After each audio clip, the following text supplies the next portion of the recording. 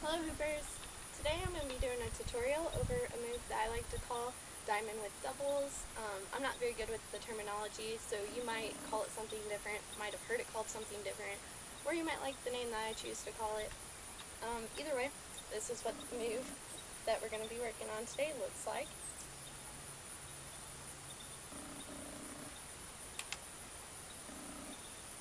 Alright, so to get started, first you want to have your hands in the correct hand positioning. So for this one, I start out with my right hand at my top point, my right hand in hoop at my top point, and my left hand in hoop at my bottom point. You can do it either, left on top, right on bottom. Either way, whichever's comfortable for you. Again, though, I'm doing my right on top and my left on bottom starting out in this video because I'm right hand and right side dominant, so it's just what I prefer. So your top hand, you're going to want your hand at the bottom of the hoop on the inside, fingers pointing down, so it looks like this. And for your bottom hoop in hand, you want your hand on the top of the hoop inside, fingers facing up, so it looks like this.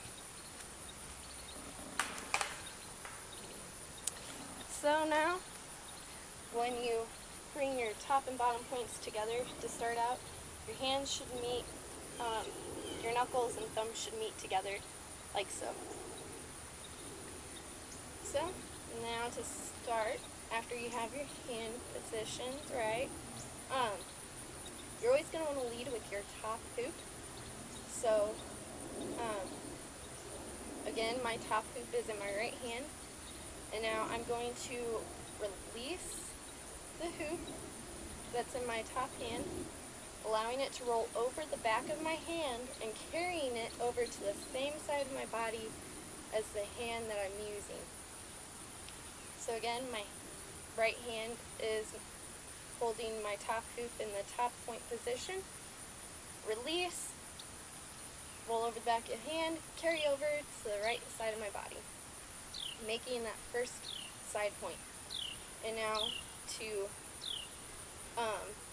finish that side point with your second hoop, for your bottom hoop, you're going to lift the bottom hoop up and then push it over to the same side of the body as your other hoop is on, or to the opposite side of your body, making the bottom hoop now in front of what was the top hoop. So now you're like this. Let me show you your hands and see how this one was at the bottom, now is in front of the one that was at the top. And now, once you've got your first side point made, now the hoop that was on the bottom is going to become the hoop that is on the top. Your top and bottom hoops are always switching back and forth. So, to do this, again, you're going to release the hoop, allowing the hoop to roll over the back of your hand, and then carry it up to your top point. And now, to make your bottom point, you're going to bring that hoop in and down, making it your bottom point. And now, to go to your other side of the diamond, again, you're always leading with your top hand, so you're going to release, allowing the hoop to roll over the back of your hand, carrying the hoop down to your left side of the body, or the opposite side that you just did.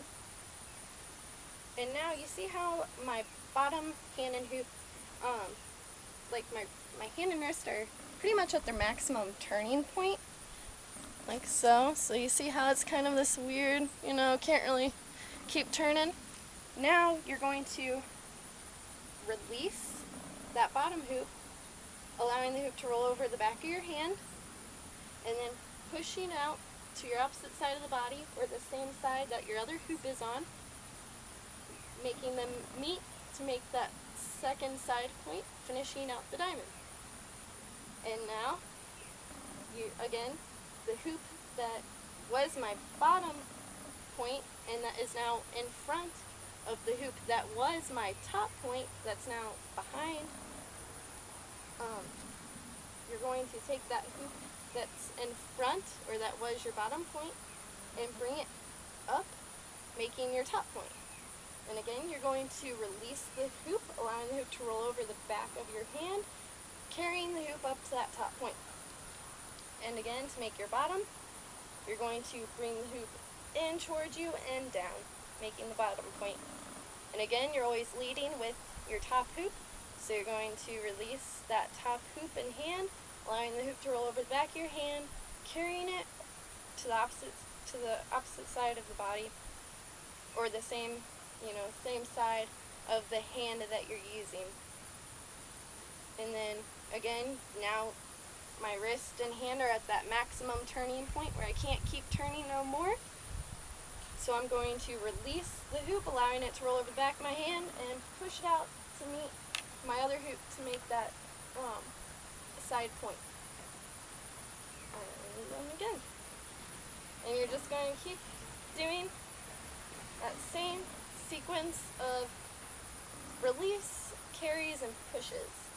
What I like to think of it as, you're constantly releasing, carrying, pushing, back and forth.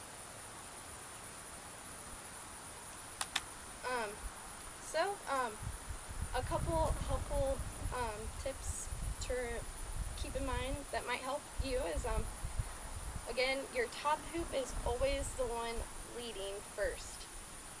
So